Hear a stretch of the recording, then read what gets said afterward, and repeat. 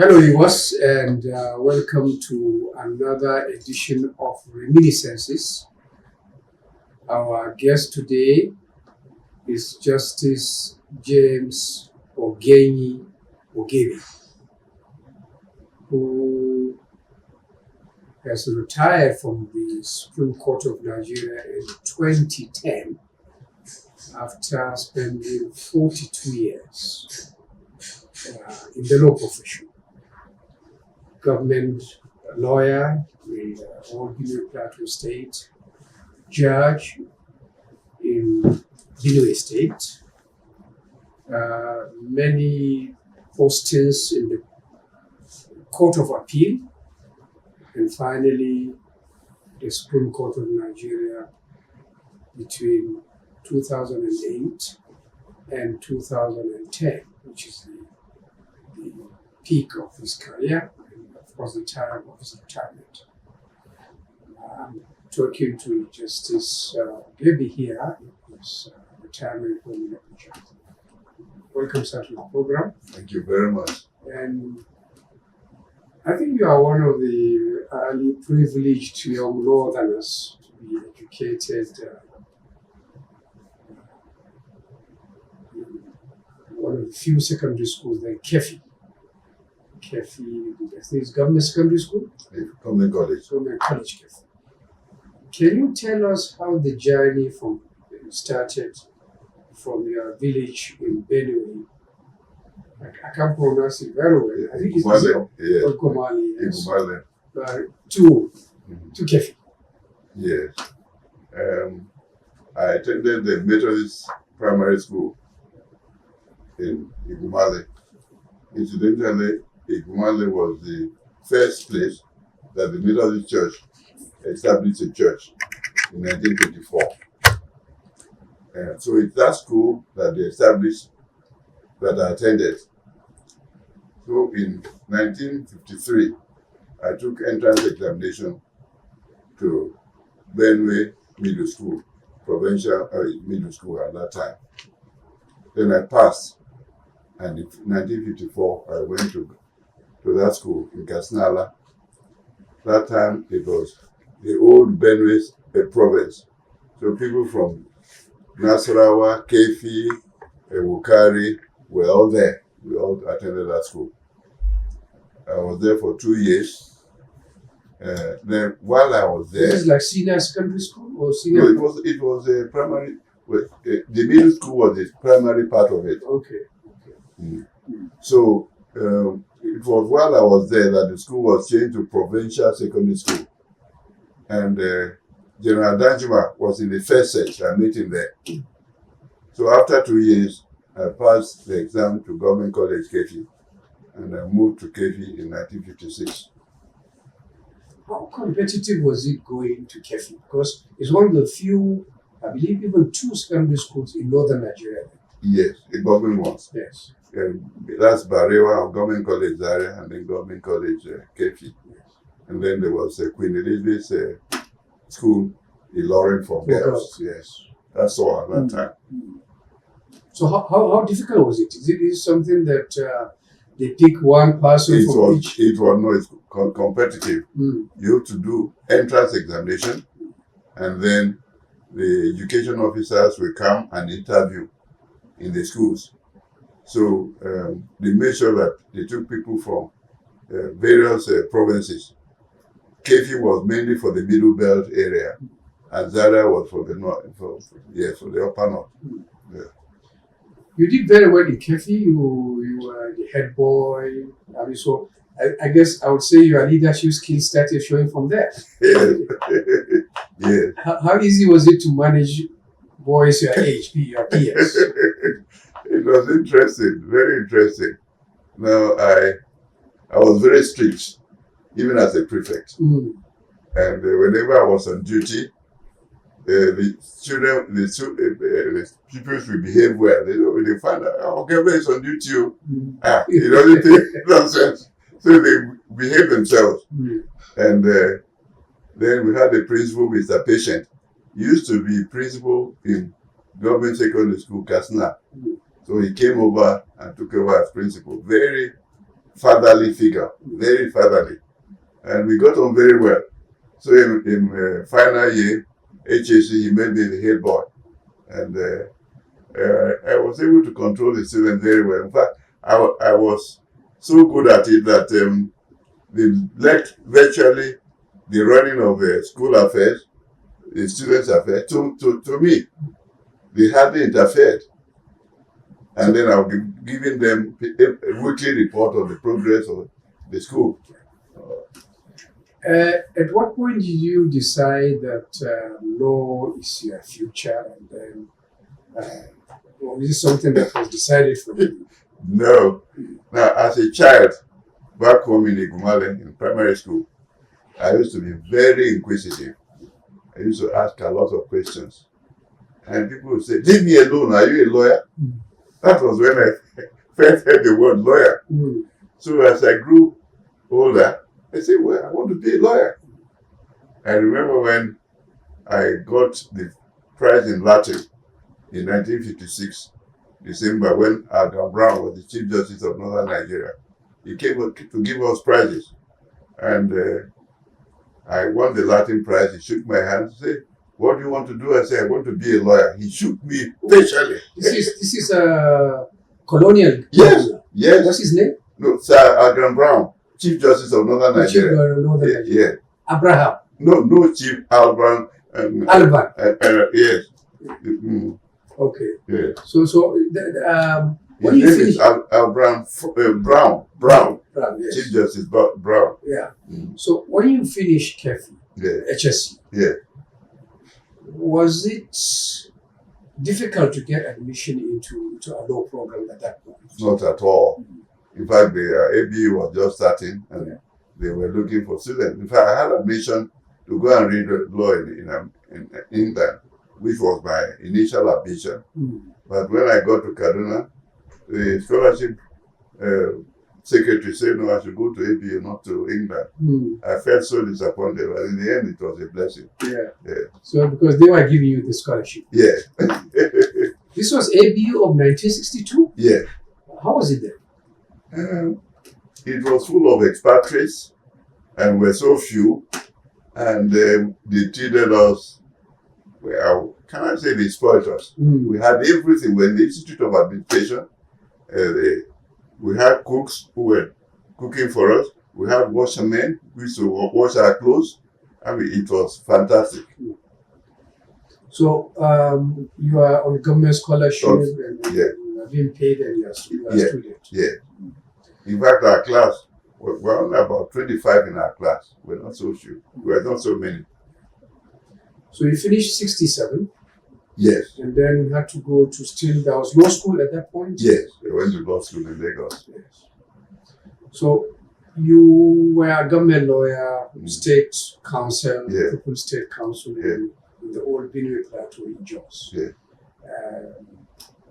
Why did you choose government? A lot of young people, I mean, from the law school, I'm sure, especially in the South, Yeah. will be going to private practice Yeah. and things like that. Mm. Why did you choose to go to government? Well, I felt that government has spent so much in my education. Quite frankly, when I started getting government scholarship right from primary school, when I was in standard 2, Mm.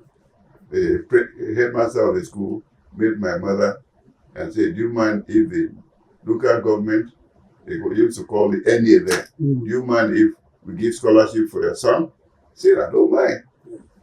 So they gave me scholarship right from there.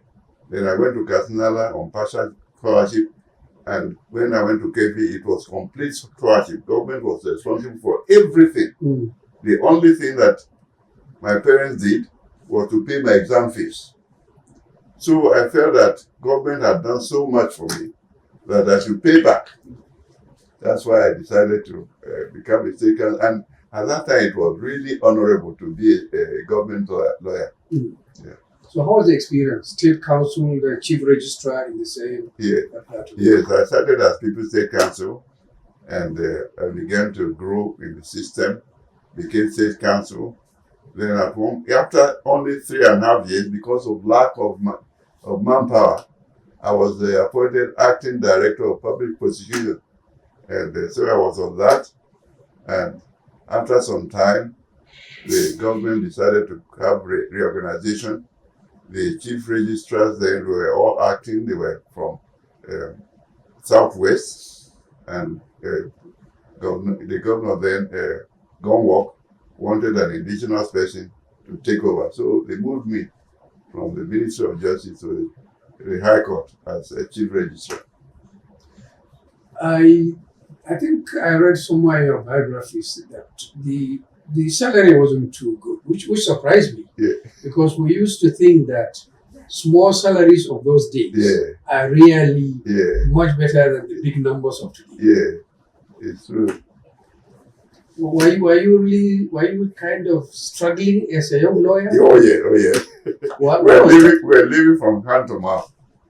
Why? We're living from hand to mouth. Yes. There wasn't much at that time. How do you remember your salary? It was 62 pounds in those days. Yes. Per month. And it wasn't enough for every need. I had already young people living with me. I had to take care of them. I remember on one occasion we cooked soup, and the boys forgot the soup on fire. I went to school. By the time they came back, it was all burnt. Yes. So when I noticed that, I told them, all right, don't worry. We're going to be drinking Gary. But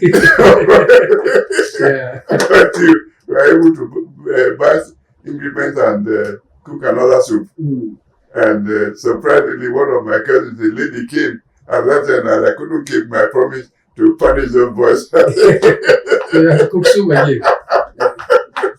Yeah. So I think one of the disappointments that you had in Plateau then, the Benue Plateau, was that you couldn't be made a judge. Maybe because of this factor that you're not from an indigenous. No, it didn't happen. In fact, what happened was that they were proposing me to be a judge. Right. They were proposing me to be a judge when Benue was created out of Plateau. So they continued with that process. And at that time, if you have been a lawyer for 5 years, you could start acting as a judge. So by the time we moved to Benue, I've been a lawyer for 8 years. So I got appointed as an acting judge. This was in 1976, July 1976. Yes. So you didn't feel in any way that starting in Jos, your career in Jos, there was any... No, there was no problem at all. There was no problem. In fact, at that time, the Plateau people had virtually nobody. They were short of manpower. So it was you, Benue people, who took over civil service. Yeah. So how is it back home there in Benue? Yeah. That's why the politics really started. Maybe not in Plateau, but there was a lot of politics in the Benue judiciary. Yeah. Can you tell us about it? Yeah. So when we moved to Benue, the Igala side joined us in Benue. And so there was a lot of competition between the Igala people, the Tiv, and the Idomas. And the Igalas seemed to be more politically conscious than the rest of us. So they were dominating the civil service. They were dominating They were better educated, maybe? Yes, yes. They were dominating the civil service. They produced most of the secretaries of government in those days. And so the Idomas were the minority, and we suffered a lot in the hands of those people. And when it was time where I became a substantive judge, and I became at one point the most senior justice, next to the chief justice or chief judge of Benue State.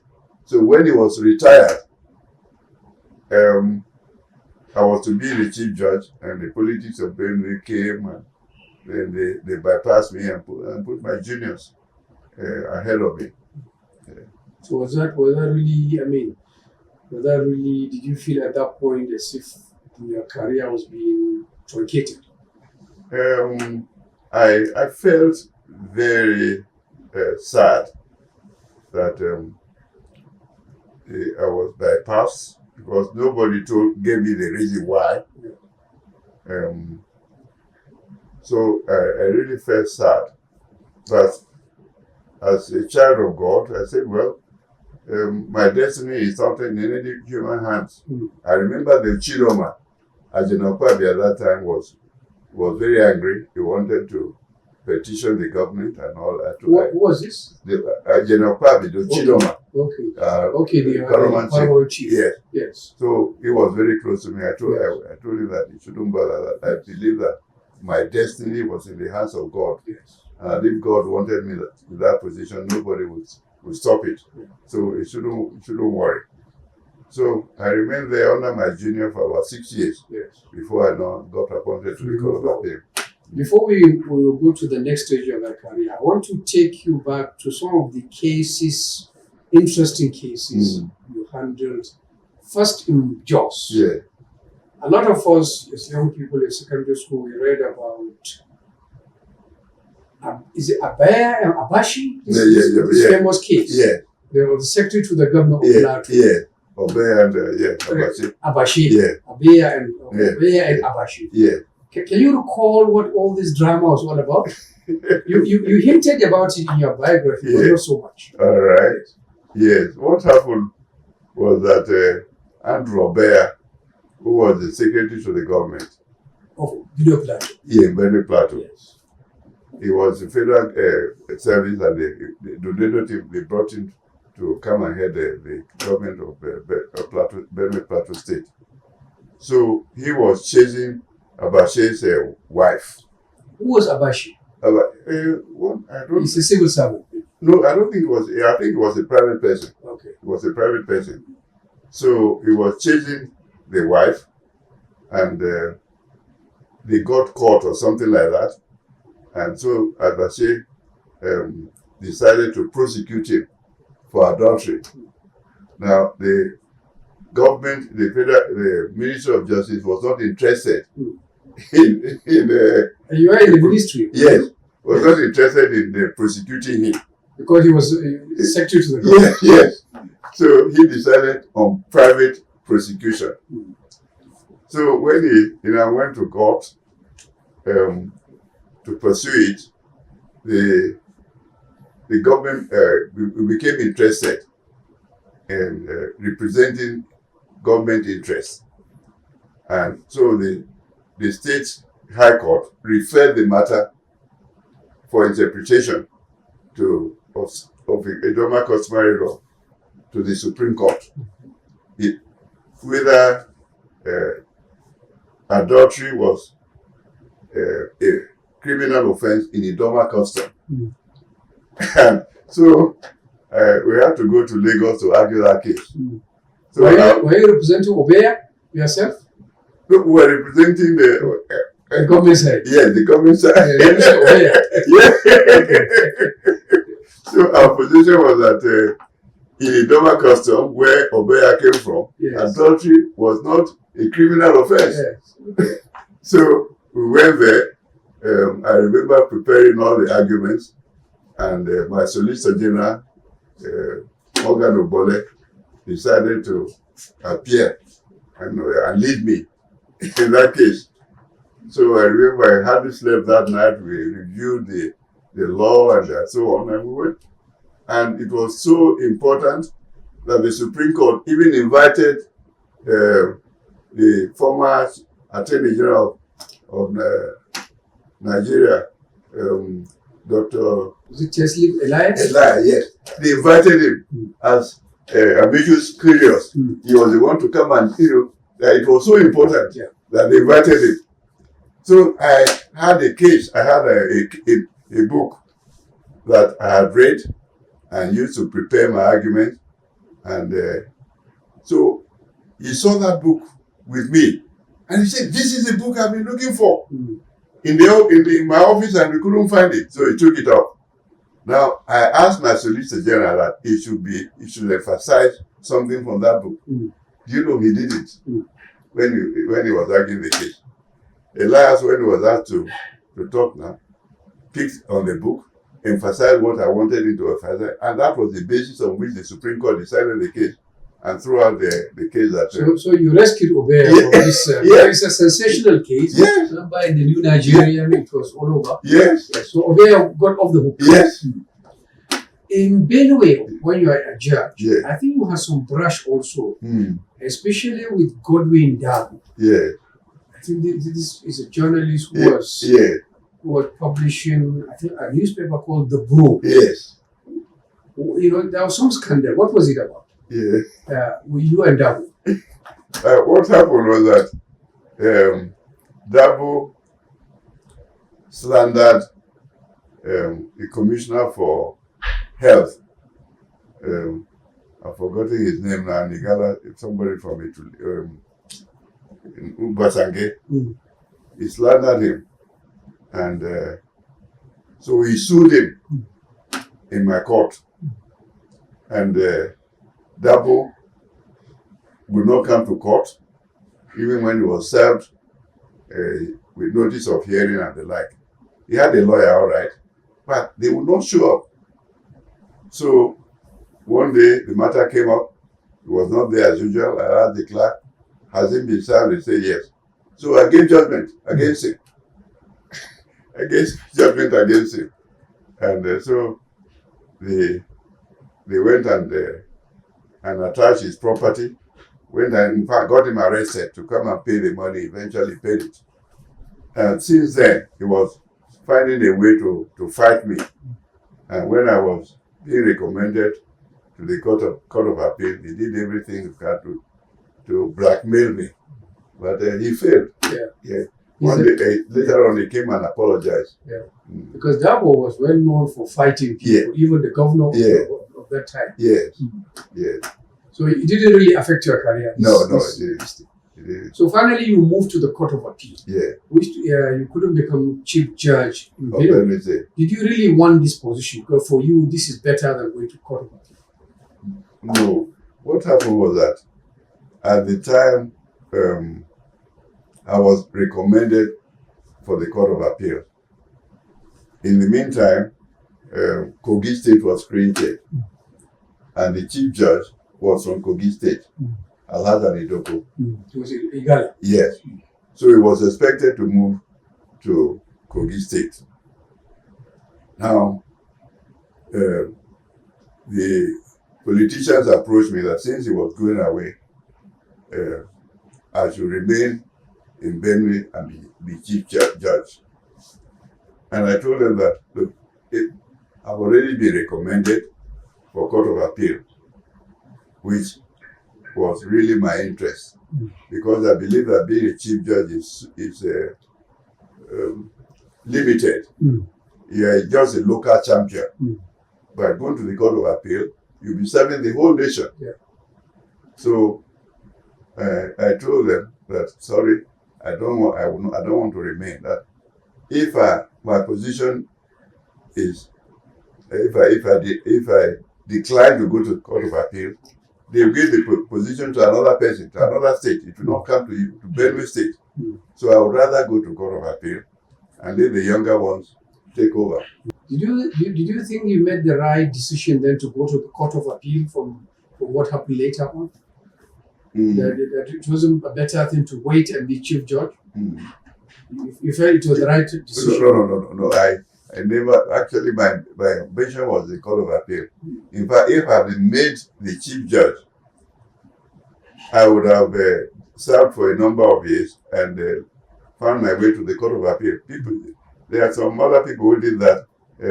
Remember that Justice Mahmoud Mohammed, he was chief judge of Gongola State. But after serving for a few years, he came to the Court of Appeal. Any serious lawyer would prefer to go to Court of Appeal rather than remain a chief judge. What is the attraction of the Court of Appeal? Because it seems to me judges are being moved. It's 3 years here, you're in Edo, next time you're in Kaduna, next time you're... Is that movement really part of the experience or what? Well, the main attraction is that you are in core judicial practice. So the whole country is your constituency. All the cases, the zonal cases go to you. Yes. And so you are able to interact with many more people. You get to know many more Nigerians. In fact, you get to know the whole country. That movement from paper is not easy, but we liked it. It exposed you to the whole nation. So by the time you get to the Supreme Court, you would have known everything about Nigeria. So how many movements did you make at the Court of Appeal level? Now, I started in Benin in the time of Anini, that notorious. Yes, so my friends were all saying that they will never come to visit me. People are afraid of Benin. So I was there from 1971 to 1995. Then I was transferred from there to Kaduna.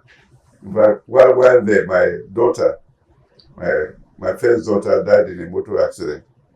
And so the president of the Court of Appeal said he desired that I should move to a new environment. So he moved me to Kaduna. And what happened was that Umaru Abdullahi, who was my classmate, was the presiding justice in Kaduna. And so he actually requested that I should come and assist him there in Kaduna. So I moved to Kaduna. And then after Kaduna, Port Harcourt? Yes, after Kaduna, then I kept growing in the system. Then by 1999, I was posted to Port Harcourt as the presiding justice of that division. That zone. Yeah.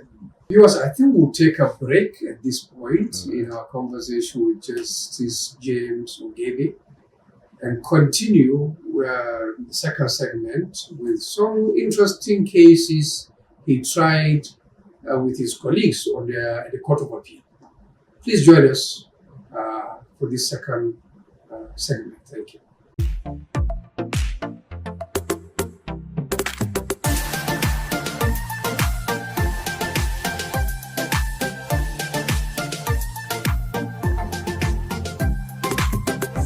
Welcome back to the second section of our interview with retired Supreme Court Justice James Ogebe.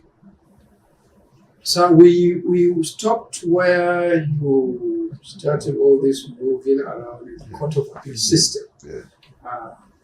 I think the Court of Appeal is known as the place where a lot of political cases are decided.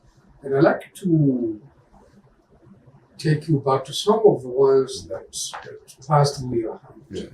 And then for us to have the privilege of knowing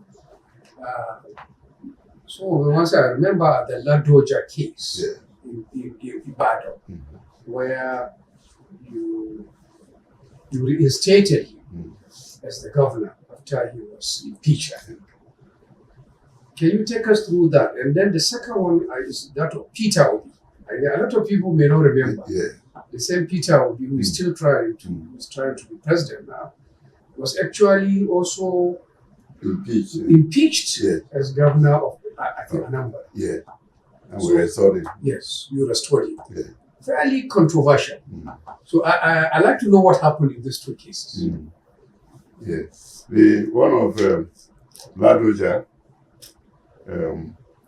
he was impeached, and so they went to court to challenge the impeachment.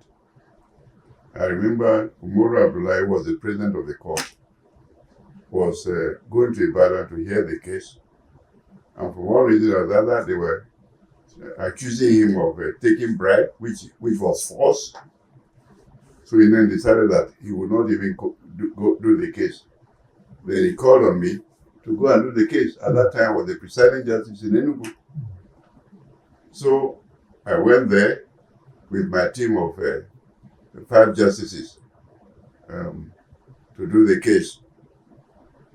When we got there and we were about to trying to hear the case,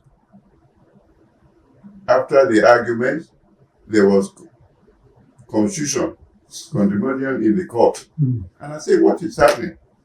Then they said one Adedibu, a politician, was there with his thugs. Immediate Adedibu. Yes. And I said, what? Anyway, I asked the deputy chief registrar, I go and quell the noise. Then I told the presiding justice in that division, who was not a member of my team, Justice Fabi. I told him that, well, if he didn't do anything to protect us when we come, then I will not come back to Ibadan. That I will write the judgment and send it to him to read. I will not come. So he assured me, say, my Lord, don't worry. We'll make sure that everything is secure. So we came back, and by the time we came back, they made sure that Adedibu and all the thugs were not allowed to come near the court premises at all. Even some lawyers were not allowed. They were tight security. So we gave the judgment, and the facts of the case were really simple. A number of members of the House of Assembly in Oyo State decided to impeach the governor. They didn't have the number. They didn't have the number at all. The speaker, the deputy speaker were not among them. They chose somebody as their own temporary speaker, and they went and met in a hotel room. Outside the house? Yes, outside the house. And said they have removed him. They didn't have the deputy number. It requires 2/3 majority to impeach a governor. They didn't have it at all. So, we listened to the argument, and if we sent it back to the High Court, which said it had no jurisdiction, we sent it back. If we sent it back, it will take another long time for the matter to be sorted out. And meanwhile, Ladoja had only 7 months to the end of his tenure. So I took the bull by the horn and said, no, that by the law, there's a section of the law that allows us to even decide it ourselves, that all the arguments were already before us. And so we took a decision that to restore Ladoja. It was unprecedented. So they then appealed to the Supreme Court. And the Supreme Court, they also supported our position. Yeah. So at that point, these things like that have happened before, where a small group in the House will impeach a governor. And it will hang on. So you broke that deadline. Yes, I did. What about the case of Peter Obi? Well, what happened in his own case? It's exactly the same kind of thing. Well, they impeached him, and I don't remember the facts as clearly as Ladoja's case. Yeah. But it was while we're doing Ladoja's case that also they did the impeachment of Peter Obi. And so when we I went back to Benin, to Enugu, and the matter came before us, and we used the precedent of Ladoja to say that they were not competent. They didn't have the number at all. So we restored it as well. And it didn't cause any crisis? No, it didn't. What of the case of General Muhammad Buhari? Also on the Court of Appeal, when he went to court more than once, actually, to demand that he has won the election and his mandate. And I think the Court of Appeal threw it out in this case. Why? Well,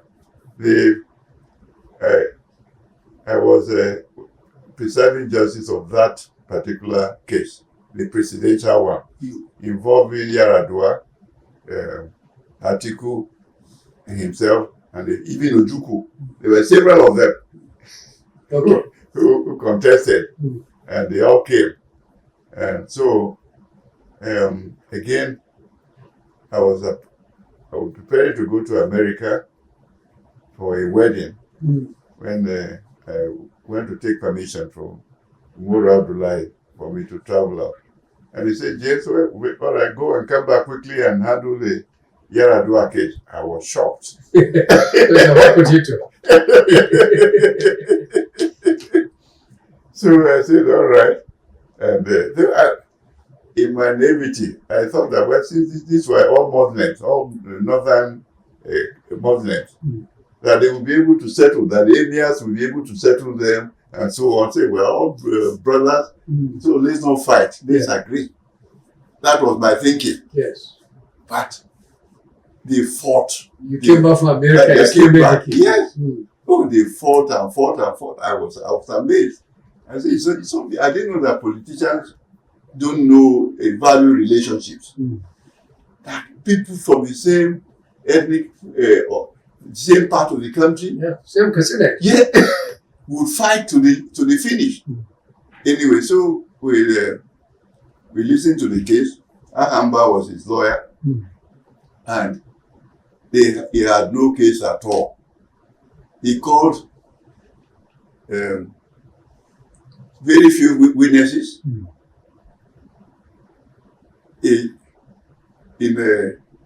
So there wasn't sufficient evidence at all for him to win that case. The same thing with Atiku. At one point, he claimed that he wasn't allowed to contest or something, but there was evidence that he contested. So there was confusion in the account, and so we had to dismiss all their petitions. And you gave it to Morera. Yes. But you see, one of the interesting things that he himself did say that the election that brought him to power was somehow flawed. Yes. So it gave room for people to think the court would be the one to settle this matter. Well, the court does not work in vacuum. You have to produce the evidence. And they did not produce the evidence.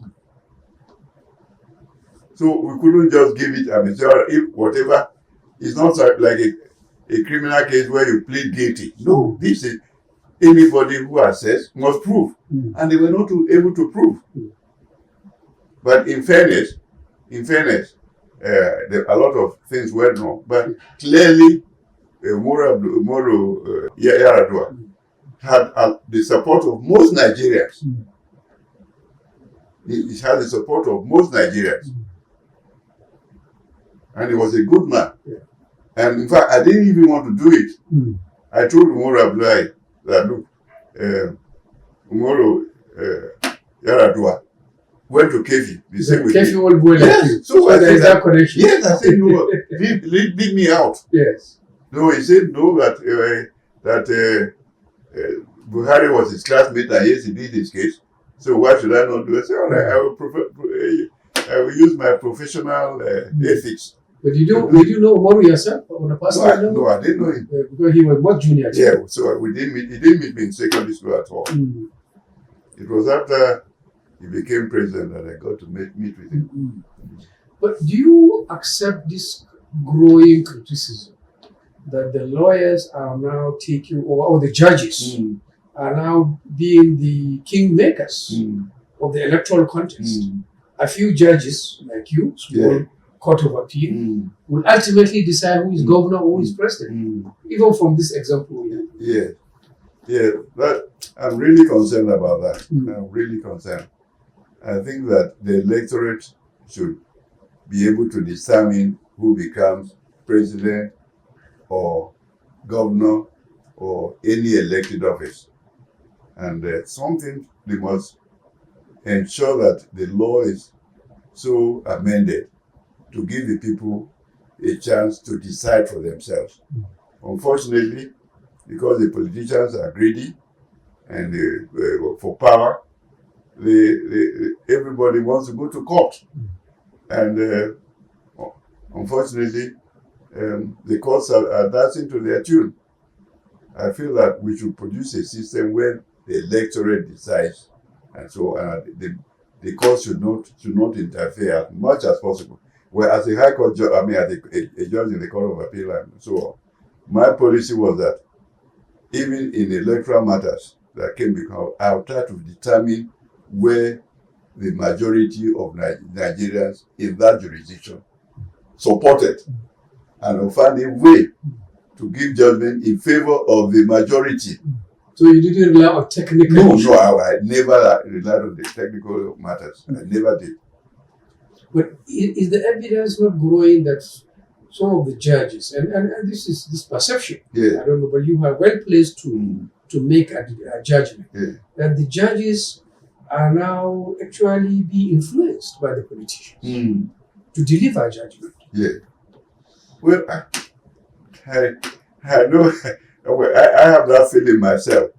For example, it was well known that Uzodinma did not win anything. He did not win that first time election. In Imo? Yes, in Imo, he didn't. How the Supreme Court manipulated the evidence or whatever to give it to him, I don't know. And you know that the American people are so angry about that particular case that the judges who were in that panel have been debarred from going to America. All the Supreme Court justices? Yes. They will not allow them to go to America because it was a serious miscarriage of justice. The man who did not contest, he made him governor. Yeah. That's why they used to call him a Supreme Court governor. Yeah. But increasingly there are so many of these cases where government judges decide. Yeah. And like you were saying, there is no evidence that there is support in the environment. Yeah. How do we deal with this? I mean, from my own experience as a judge for 40 years, is there a way to really get out of this situation where judges become the electorate? Well, I honestly, it's a vexing question. My position is that we should be more careful in appointment of judges. What is happening is that politicians are influencing the appointment of judges. So they look for people who are pliable, and when they have such cases, they will support them. Now, there should be a system whereby politicians have no say in appointment of judges. And I mean it. There should be an independent body that recommends appointment of judges outside politicians, so that we are free from the influence of politicians. Right now, many politicians are influencing the appointment of judges because of the interest that they have for the future. But is the National Judicial Council not the one really that processes and nominates these judges? Yeah, but even in that, the National Judicial Council, recommendations are made through the various states and so on, so the governors have a lot of influence as to who gets appointed. They make the final decision. Yes, even at the federal level, the same thing. Politicians decide who should be in the Supreme Court, who should be Chief Justice, and so on. But I'm recommending that they should devise a system where they have no hand at all. Tell us about your experience on the Supreme Court. You served. Indeed, you only served because the age limit was moved up to 70. Yes. You were 68 when you went to the Supreme Court. Yes. And served for 2 years. Yes. Did you think it's worth it, this short, brief tenure? You know, before Abacha's time, the age limit was 65 years. Yes. And then under Abacha, because he didn't want the system to collapse, the Supreme Court, Abiola took a matter to the Supreme Court, and the Supreme Court said no, they don't have enough hands to decide the case, and so on. And so he decided, as a dictator, to arbitrarily increase the age limit to 70. So that, anyway, and so So that was to my own advantage now. Otherwise, I would have retired at 65, and then I went on to be went on for the 70 years, and I got there when I was 68. But I think that one of my greatest days in life was when I got appointed to the Supreme Court. It was my ambition to get there, and I was able to get there. It doesn't matter how long. The impact is what matters. Yes. But I had made my own impact in the Court of Appeal, and that was what helped me to get to the Supreme Court. Some people were opposed to my going, but I remember that one member of the National Judicial Council came to my house in Enugu and wanted to find out why I had not reached the Supreme Court. I said, well, because of the federal character and the politics of the North and all that. And he said to me that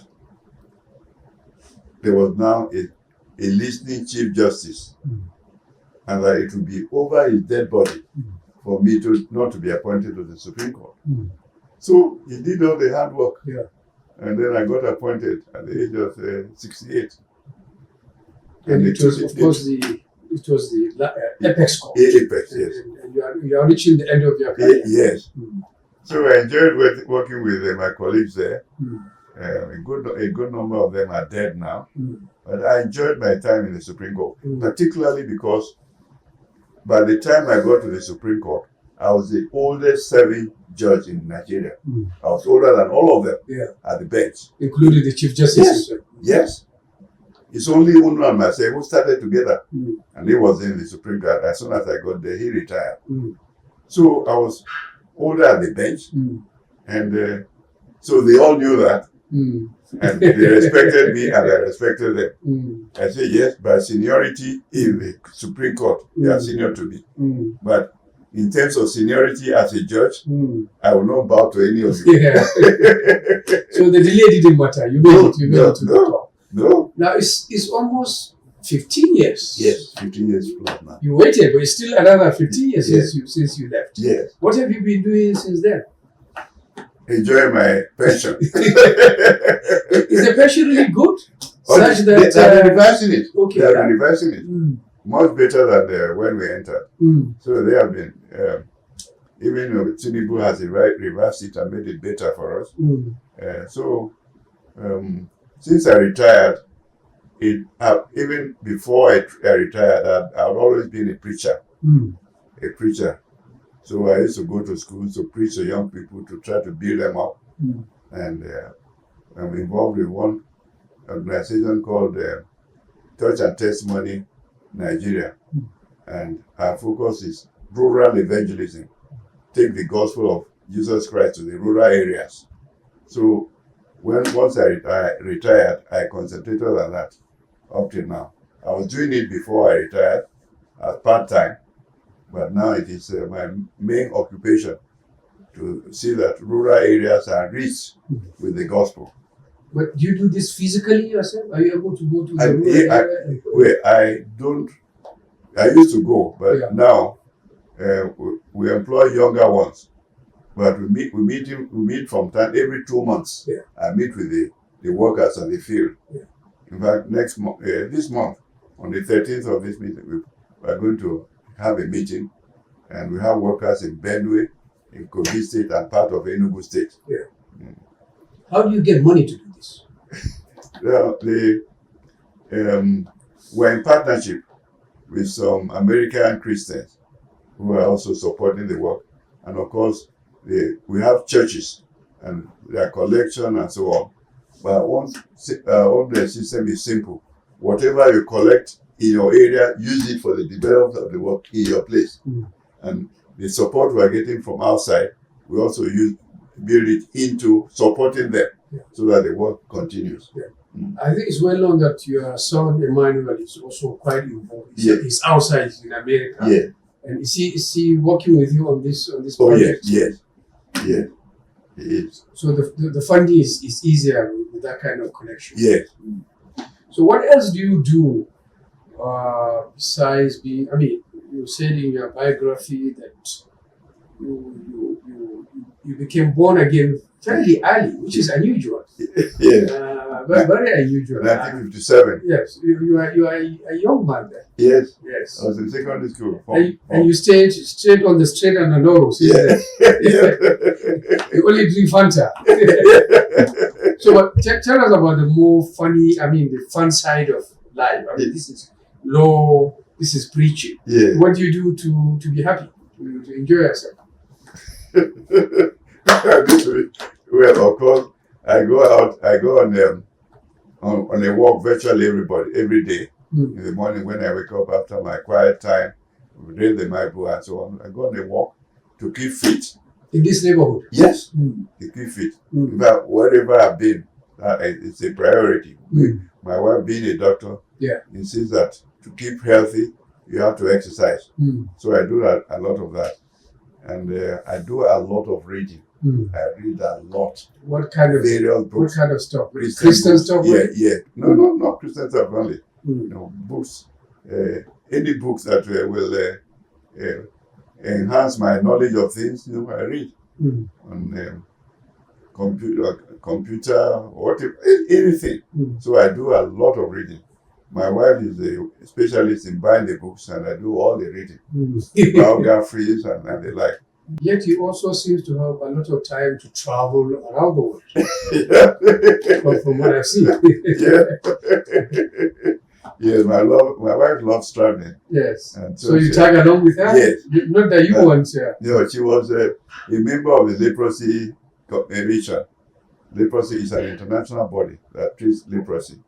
She was in the international body for 8 years, and they used to travel all over the world to have meetings. Yes. And she would take me along, so I enjoyed it. You also have family, of course, in so you visit. My 2 children are in America, so we visit them every summer and spend the summer with them there. When it is winter, we run away. Now that you mention your wife, whom I of course interviewed, as the viewers will know, she mentioned the 2 health challenges you had, 2 health scares. How is it now? Have you overcome it? I'm okay now. Yes. Yeah. So how do you feel at 85? 85? I'm 86 already. 86 already? Yeah, I'll be 88. Sorry. I'll be 88, 86 in March. Yes, I'm okay. I'm okay. I have every cause to thank God. As I told many of my colleagues with whom we served in the Supreme Court have died. Like Dahir Mustafa, he has died. Kasnalu has died. Unu has died. Aderemi has died. So many of them. Even recently, Taco Mohammed died. So I thank God that I'm still around. Thank you, Justice James Ogebe, for this interview, sharing your life with us. And thank you, viewers, for joining us in this episode of Reminiscences. And I hope you join again another time. Goodbye.